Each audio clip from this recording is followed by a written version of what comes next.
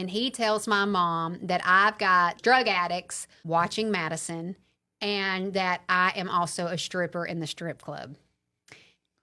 Damn it. And she's thinking the mom's thinking it just gets better and better. Right. And I'm like, damn it, Lee. Like, can you keep a secret? Like, seriously. So my mom calls me freaking out. You've got these drug addicts at your house watching Madison. I was, first of all, no, I do not. They are not drug addicts. And I was like, and second of all, yes, Mom, I'm working in the strip club. Yes, I am. And so the next day, her and my dad show up at my house, united front, and I hadn't seen either one of y'all together since probably the last time y'all showed up at the jail. So Daddy just so happens to be bringing the car seat to me for Madison, and my mom shows up at the same time. And they like bum rush me in my nice ass apartment that I'm paying for by myself with a at-home drug test, trying to force me to take this drug test. Now, I'm 20 years old at this point. Like, you can and get out. Right. And so I take that drug test and I go.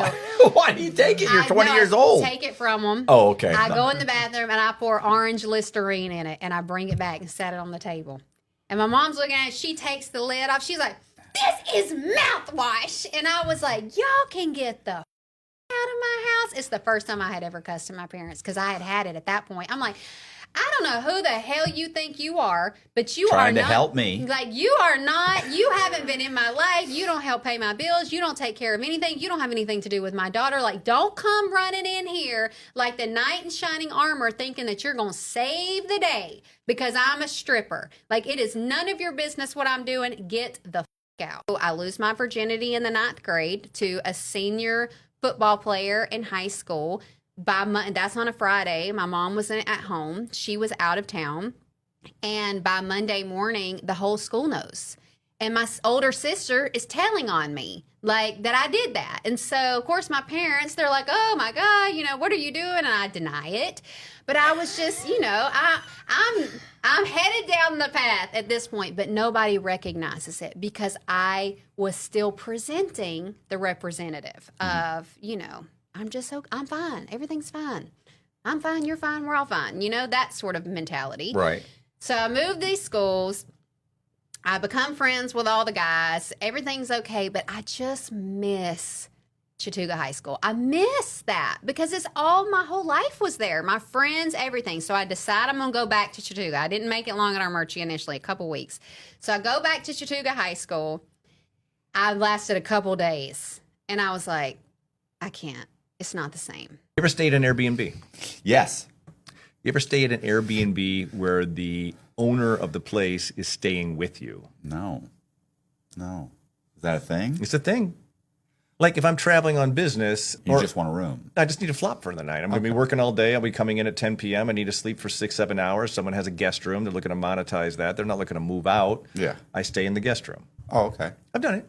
Really? Actually, I've had incredibly positive experiences doing it because anyone who's going to do that is going to, by very nature, be kind of a good host, and it's also a nice way to kind of learn about the neighborhood, the community. Hey, you should go check this out. It's a beautiful thing in our town. You would like. Right. Also, though, I'm a sizable fellow, and I'm not worried about getting like diddled in my sleep or anything like that, right? So, well, do they know that you're an FBI agent coming to? Do you ever say you're an FBI agent? I don't know that did I ever do this as an FBI? Yes, I did it as an FBI agent because that's how when I was like house hunting and stuff like that for the moves. Okay. It was kind of nice because some of the people I stayed with were like realtors, so they were like really good. But again, I don't know that I would want a wife or a daughter to do that, especially if it was like a dude who owned the place. But I've had like stayed in the guest room of like beautiful single women in Austin, Texas and stuff like that. And so universally positive experience for me. You know who it wasn't a positive experience for was a woman named Missy. Missy is a traveling occupational therapist, right? It's like a travel nurse. So she goes to a city and she works at a hospital for, 30 days or whatever, then gets assigned. So she's working for like an agency and they fill in. And so Missy rented a room for a month in an Airbnb. And the landlord was the older lady, and her 49-year-old son was also living in the house, in a different bedroom. So mom's in one bedroom, The son, Kevin Strutz, is living in the next bedroom, and Missy is in the guest room. I feel like I've heard this. Is he harassing her or something? Or Do you not want me to tell the story? You no, wanted no, to try tell and, the story. It feels familiar. I can't remember, but it feels something like. Well, it's entirely possible that maybe you saw. Maybe feel you like saw, he's a creep. Maybe you saw my social media posting where I told this story. Maybe, but Okay, this is happening in a town called I don't know, Ceres, Ceres, California. Every time I say it out loud, everyone corrects me that I get it wrong. I called it Ceres, California, or Ceres, California. I know that's not right. So they rent out their spare room as an Airbnb. Missy's there. One day, while she's staying there, she steps into the bathroom and she sees like a smartphone propped up on the toilet, the top of the toilet, and the Notes app is open on the screen. And the notes read, I'm going to read this in Kevin's voice, if that's okay. This girl is driving me crazy. She's accidentally sexy. I never get what I want, and it frustrates me. That's what's on the screen, man. he's got just Sitting there. Like it's like weird diary entry. Missy, super weirded out by this. Right. Not into it. She packs up her shit and leaves. She reaches out to Airbnb and says, "This is what happened," and they're like, "No problem, ma'am. We're gonna get we'll pay for the hotel." Puts her up in a hotel.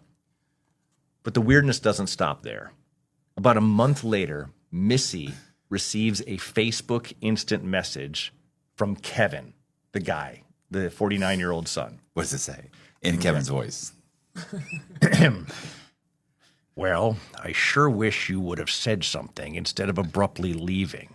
You were in no danger. Don't get me wrong.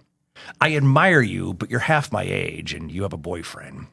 I don't think of you like that. I'm sorry you had to feel that way. My mom almost lost her Airbnb hosting. She doesn't deserve that. I didn't think that went through. I wish you well. Okay, so not the end of the world, right? No. Sorry, Not misunderstanding, horrible. etc. Still inappropriate, but that's fine. A little bit. Missy doesn't respond. A couple minutes later, bing! Another message comes in from Missy. I got the text logs here. That's what I'm reading. Kevin again. I wouldn't want to put you in an awkward position. You're going to find that in traveling the way you do, there's going to be people who are attracted to you. I'm a realist, so I say what most people won't. Would I have loved to have pounded on that P word? Of course I would have, but it's not a reality. I know that. Just a fantasy, plain and simple. Missy contacts the cops. Okay? The police department in Kevin's town and files a complaint. About a month after that, the police have done nothing. Right. Bing! Another text message from Kevin. A month later. I just really wanted to F you in the A and then C in your mouth. But you got all scared. Wow. She hasn't responded once. 3 days later, bing! Another message from Kevin. Everything would have been just fine if you would have let me F that tight A P really hard and really fast. As awful as this is, it was escalating. Yeah, I right? was gonna say. I was gonna say It's not getting better, right? Yeah. Like my advice to her would just be like, block him, don't say anything, leave it alone, don't respond, don't feed the beast. But and that's exactly what she's doing. And Right. it's just going on and on and on. So then Kevin starts sending Missy nude photos of himself, unsolicited. Clearly. Oh, no. I'm sorry. I got this fact wrong. Kevin starts sending Missy nude photos of her getting in and out of the shower at his house. Also, photos of her brushing her teeth in the bathroom. Only could have been taken with some kind of hidden camera hidden in the bathroom while she was a guest. Sorry, guys.